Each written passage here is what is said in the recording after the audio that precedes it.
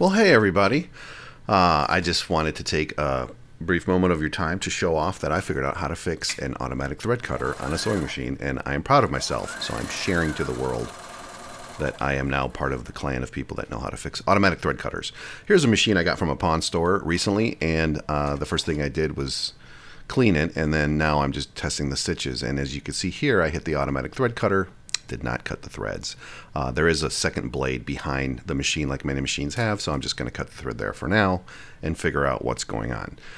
For those that don't know, an automatic thread cutter is a little system underneath your top there that will pull the thread into a blade and cut it for you. Kind of convenient, I think. And oh, there goes that top. There's an instant replay. Yeah, I'm never going to find that again. Anyway, here is what most thread cutters typically look like. It's kind of like a long arm with two little hooks that will grab your thread underneath and pull it into a blade, which is kind of cool. And the number one problem that may arise is that the blade gets dull, which it will over the years, so you just replace it.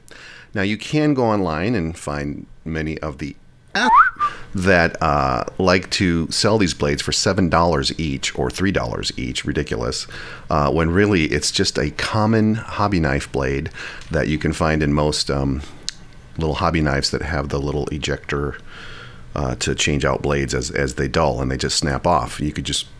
I would just go steal your husband's hobby knife when he's not looking and just take one of these. There's always like a bunch of them in there because they seem to stay in there forever. Anyway, here's my little iFixit hobby knife, and guess what? It's filled with a bunch of these little 9mm blades. So I'm going to pick out a fresh one and pop it off, and that is the perfect size for the Designer one. And also, quite a few sewing machines use that size blade, and it's not $7. It's cents on the dollar, especially and it's free if you take it from somebody else's hobby knife.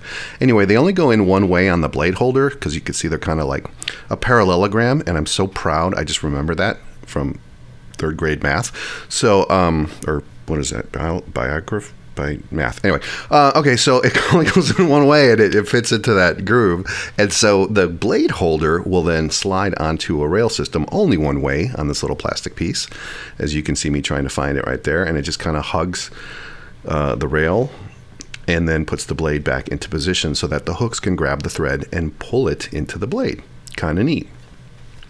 And there's a very accurate reenactment done by professional hand models. So another thing that I really didn't know, and there is a thread holder so that when it's doing that, it actually catches the bobbin thread. I feel like it would catch both threads in there. And I think it's supposed to hold the threads in place so that when you go to sew again, they're in the right position to go back. Don't quote me on any of this. All I know is it's supposed to catch the thread and squish it in there when it's cutting or after it's cutting, but I know for a fact that mine didn't work even with the new blade because that little Velcro patch was just mowed down over the years. It was really just smooth and didn't catch anything. So I tried to clean it just by picking out threads out of it, but it was a mess. It only helped. I think it only worked like once. Oh, look, I found my cover again. All right, let's put that back on. Okay, where was I? Anyway, so let me just put this back together, just so you know, this is the wrong order of putting the top back on. See, the bobbin cover on the Husqvarna has to go in first, and then you slide in the metal plate, which holds it down and also, snaps into place. So there is the correct way to reassemble your Husqvarna Designer 1 sewing machine. Actually, a lot of machines have that same kind of setup, and then, of course, the plastic cover. So now that I've got a nice fresh blade, everything's gonna be amazing, right? Do the cutter, take a look at that, and I got one out of the two threads. Cut the top thread, not the bottom thread. So I am confident that it's because of the Velcro on that little metal piece that's supposed to sandwich the thread together. Damn it. Yeah, see, I'm only getting like one of the threads. So let's go back inside. All right, let's take everything out. So I took it out, and I don't know how they glued it on there, but it peels off pretty easily. I just peeled it off, and I grabbed a generic Velcro thing that I had lying around. Probably don't want to bend that that metal too much. It's thin and fragile, and I bent it a lot. This, spoiler alert, this didn't work. This is kind of a big Velcro. I actually went online and searched for Velcro loop sizes, and I didn't have much luck. There wasn't. All I got was advertisements to order more Velcro. So I gave up looking online, but as you can see, the Velcro that I chose to replace was not the most, didn't seem to be the most sticky, catchy. Sticky and Catchy was actually a cartoon that I developed back in the 90s. It didn't go anywhere. Anyway, so I because I'm lazy, I went ahead and I put it on there anyway, and it worked a little bit better, but it wasn't perfect. So I tried it one more time, and it didn't work.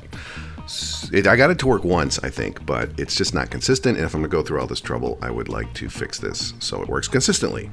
So, step in what I found in a pile of stuff that my friend gave me that his dad owned, and look at this. He's got a little cable tie Velcro system with tiny little Velcro teeth. It's perfect, I think, or close enough. And check this out. It's got a little gap that you punch out so that you can thread it around you can roll it around cabling and then pop that out to run the tip through, but then you're supposed to throw these little things away. You don't need them. And this little Velcro pickle, I don't know what to call it, is the perfect size. I mean, it actually totally fits right on that little metal plate. So I just stuck a little bit of glue on it and glued it to the metal piece, assembled the whole thing again.